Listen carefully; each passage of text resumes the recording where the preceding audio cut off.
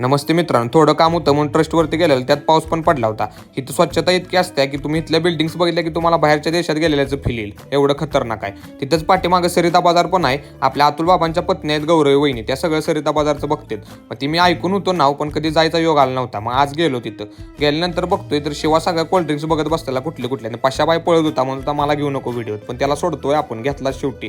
तेवढ्यात मला विराट कोहलीचा फोटो असलेला पाण्याची बाटली दिसते. पाण्याच्या बाटलीची किंमत होती 60 रुपये. म्हणलं कराडात पण माणसं 60 वाला पाणी प्यायला लागलेत, म्हणजे आपलं कार्ड पण टॉपला गेले.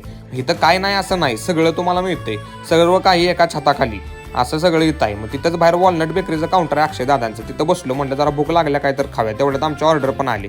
आम्ही मागवलेलं व्हेज पप मागवलं, एक नंबर होतं. आणि आम्ही बसलेलो, शिवा बघा कसा हसतोय खुदू गालात. तर त्याला व्लॉगमध्ये आपल्या भाऊ कधीच दोघं जण आलेले, आणि तेवढ्यात पशाबाई पण एकदम क्यूट स्माईल करत होता. आणि तेवढ्यात बाहेर गेलो आणि एकदम पाऊस आला, तर शिवा आपल्या लाईव्ह चॅट काउंटरपाशी थांबला होता. आता म्हणलं काय पाणीपुरी करायला शिकतोय काय, पण पाणीपुरीवाला